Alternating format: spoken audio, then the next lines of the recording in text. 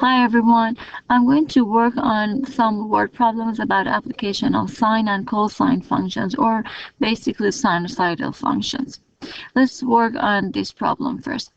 Naturalists find that the population of some kinds of predatory animals vary periodically. The population of coyotes was tracked for several years in Conneaut County, Colorado, starting at time t equal to 0 years. So this is the first thing that I'm going to underline. And also this part that the population is varying periodically. Records indicate that a minimum number, which is 200 coyotes, occurred when t was equal to 2.9 years. The next maximum, 800 coyotes, occurred at t equal to 5.9 years. So the first thing that we're going to do is to sketch a graph of the sinusoid. So we're going to start with the x and y axis here. We know that here the x-axis is going to represent the years, and also the y-axis is representing the population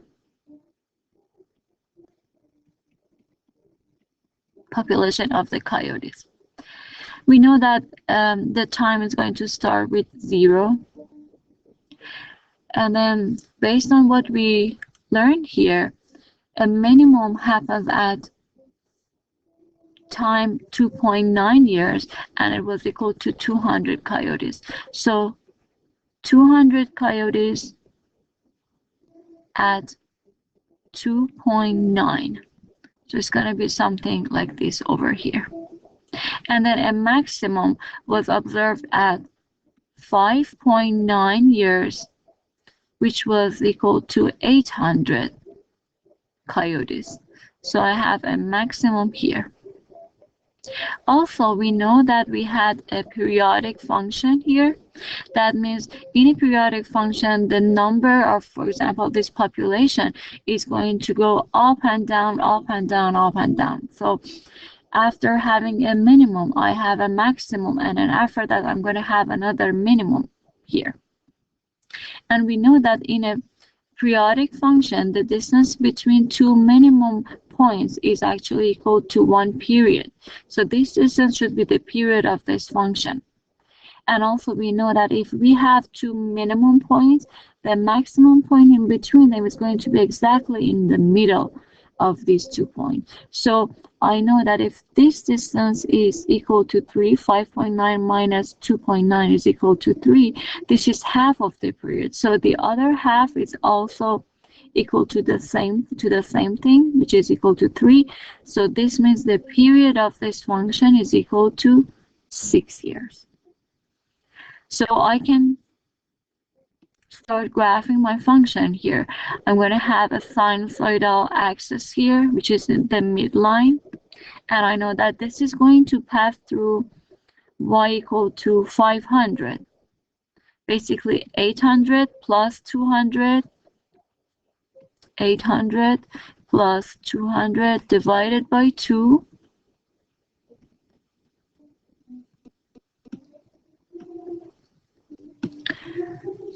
Excuse me. So 800 plus 200 divided by 2 is equal to 500, which is the C value, or the sinusoidal axis here. So we know that we have minimum, a maximum, and in between them, right here in the middle, we have a midpoint. So something like here, we have a midpoint. Also between this maximum and this minimum, in the middle, we have another midpoint here. So this will be the graph of this sinusoidal function, something like this. Now I can write an equation for this graph. Part B is asking us to write an equation for this. So we know that the general form is y equal to c plus a sine or cosine of b theta minus d. So I know that the C value is the same as the sinusoidal axis, so it's equal to 500. The amplitude is the distance between the highest point and the sinusoidal axis, which is 300. The b value comes from the period of the function. So if I have the period, to find the b value, we can divide 2 pi, because we're working in radian here, by 6, which is pi over 3. So the b value here is pi over 3. Now, to find the d value, we need to decide first what kind of function we want to write here. Do you want to write a sine function or cosine? Looking at this graph that we see here, we see that this is similar to cosine function. We know that cosine function looks like something like this, but this is just upside down. So this could be a cosine function, but because it's upside down, we're going to put a negative here. It's reflected over its sinusoidal axis. So the d value, which is the start point of this cosine function, is at 2.9. So I'm going to write theta minus 2.9. This is the equation of this graph.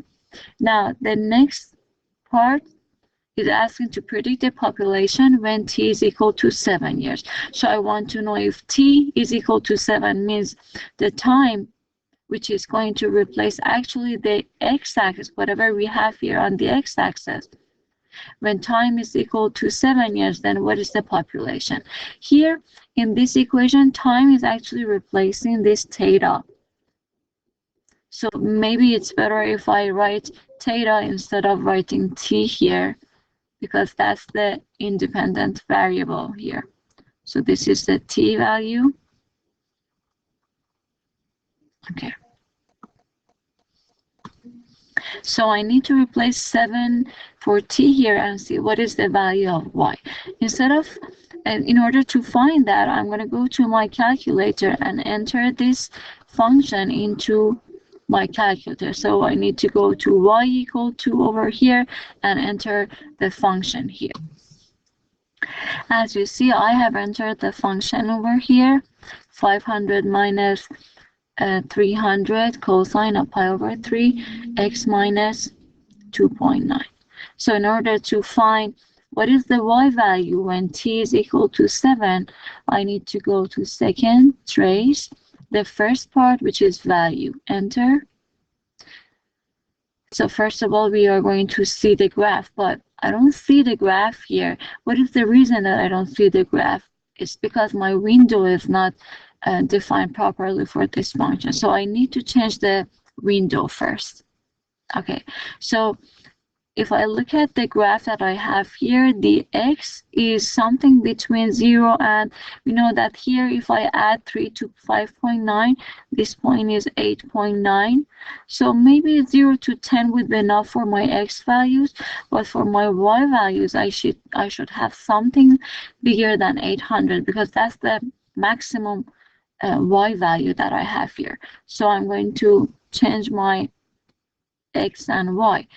X from -2 to 10, and the y from -5 to let's say 850. So if I graph my function now, I can see the graph easily. So I can go second trace and value. Then I enter the t value, which was 7. And then the answer is 622 point something. So for the first part, when time is equal to 7 years, the number of the coyotes were 622. Because we're talking about the population, the decimal part doesn't make sense. So that's why I just write 622. Then the next part is saying coyotes are declared to be an endangered species when their population drops below 300. Between what two non-negative values of t were coyotes first endangered? So if I go back to my graph, I know that the highest point is 800 and the lowest point is 200. So 300 is going to be somewhere around here. I'm going to mark that by defining another equation here, y equal to 300. So as I graph this function, I see this red line, which is y equal to 300, is going to be graphed here. So any value of this graph, this blue graph, under this line shows that the number of the coyotes were below 300. So the coyotes, for the first time between these 2 points, were actually endangered because their number were less than 300. So in order to find between what 2 years and the number of the coyotes were less than 300, I need to find the intersect between this red line and this blue line at these 2 points. So I go second, trace, and number 5, intersect. So first curve, second curve, then I'm going to move to the intersect point, the first one over here, which is 2.09. So I'm going to write it here. I will just graph some part of that graph here, and then this is the line 300. So the first point was 2.09. Then to find the second point, again, I do the same thing. Second trace, number 5, first curve, second curve, and then move the cursor to the point, which is 3.7. So the second point is 3.7. So I know that when time is between 2.09 years and 3.7 years, the number of the coyotes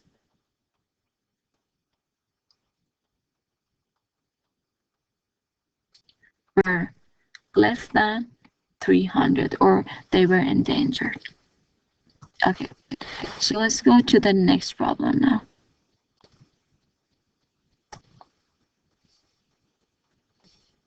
Okay, so on this problem, we have a tsunami is a fast-moving ocean wave caused by an underwater earthquake.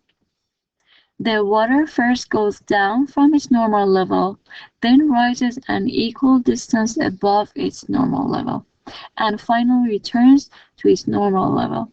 The period is about 15 minutes. So this is the period of the function. Suppose that a tsunami with an amplitude of 10 meters approaches the pier at Honolulu Bay, where the normal depth of water is 9 meters. Assume the depth of the water varies sinusoidally with time. So the first thing in order to answer the next question is to graph the function. I'm going to start with graphing the x and y axis like this. We know that the normal depth of the water was 9. So here we have the normal depth of the water. And also we know that the period of the function is 15 minutes. So if this is 0, first of all, I forgot to say that the x-axis is time and the y-axis is the depth. Okay, so this is the normal depth of the water. This is the time. Starts from 0, and 15 is one period. So we know that one full cycle is going to happen between 0 and 15 minutes. Also, we know that the amplitude of this function is 10. So from 9, I'm going to go 10 up to reach at 19 to get the highest point of the water, and then 10 down at -1 here, we have the lowest point of the water. So we know that we have a sinusoidal function. Also, at the beginning of this problem, we learned that the water first goes down from its normal level and then rises an equal distance above that. Like if this is the normal water, it goes down first, and then after that it's going to go up. So The same thing is going to happen here. First of all, I'm going to find the midpoint of 15 and 0 at 7.5. I know that I have a minimum, I'm sorry, a middle point here and another middle point here, because I know that the water is going to go down like this and then goes up this way. The highest point is 19 and the lowest point is -1. So I have the graph of my function. Now I can write an equation for that. Y equal to c plus a sine of b theta minus d. Or instead of theta, I can write just t, because the x value shows the t. Okay. C is the sinusoidal axis, which is the normal level of the water, which is 9. Amplitude is 10. And I'm going to write a sine function, because this looks like a sine function, except that it's kind of upside down, so it's reflected. That means I'm going to put a negative here, negative sine. The b value can be found from the period, which is 15. Period is 15. To find the b value, I just need to divide 2 pi by the period, which is 2 pi over 15. 2 pi over 15. And t minus the d, which is the horizontal shift here, is basically 0, because the first midpoint starts at 0. So basically I don't have any d. So this will be the function that I have here. Now, let's go to the first question. Predict the depth of the water 2 minutes after the tsunami reaches the pier. So to find that, I know that 2 minutes is actually on my x-axis. So that is going to be for the t value. So I want to know if t is equal to 2, what is my y value? Again, we're going to enter this function into our calculator. Okay, so here we already have this here, y equal to 9 minus 10 sine of 2 pi over 15 of x.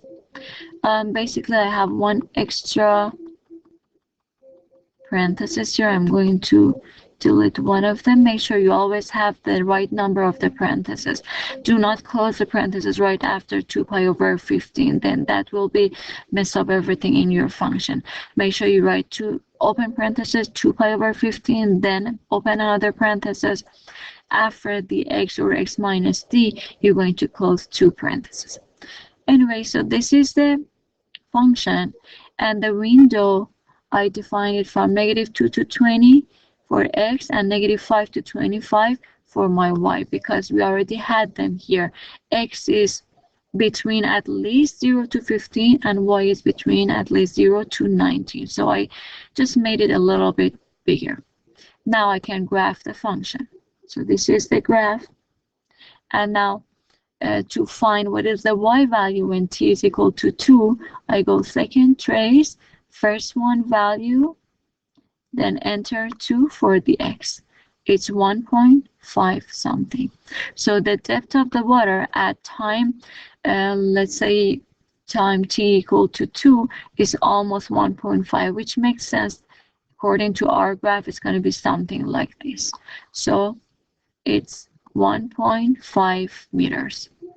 Next one says predict the depth of the water 12 minutes after tsunami reaches the pier. So I go do the same thing, second trace and value, this time enter 12, which is 18.51. Again, this makes sense because almost here we have the 12, which is going to be somewhere like this. The y value is going to be somewhere like this, less than 19. So when time is 12 minutes, we have 18.5 meters here. Now, the next part says, according to your model, what will the minimum depth of the water be? According to the model that we have, the minimum depth of the water is -1. How do you interpret this answer in terms of what will happen in the real world? Basically, we know that this is the ocean floor, like this line, which is when the depth of the water is 0, is the ocean floor. And depth of -1 basically doesn't mean anything. The depth of water is equal to -1 doesn't mean anything if this is the ocean floor. So basically we can say in the real world, when we reach to this point, between these 2 points, there is no water actually. So that's how we interpret this in real world. Now we say, for how long will there be no water at the pier? That's actually between these 2 points. We need to find these 2 points and see what is that. That distance is actually how long there will be no water at the pier. To find these points, we need to find the intersect between this graph and this line. This line is the x-axis where y equal to 0. Basically, these are the zeros of the function. So instead of finding the intersect, I can just find the zeros of the function. So I go second, trace again, and this time I go to number 2, 0. The first 0 that I want to find is this point. So I need to go to the left bound of this point and press enter first. So somewhere like here is enough. This is the left bound, and then we need to go to the right bound of the point, enter, and then we go stay on top of that here,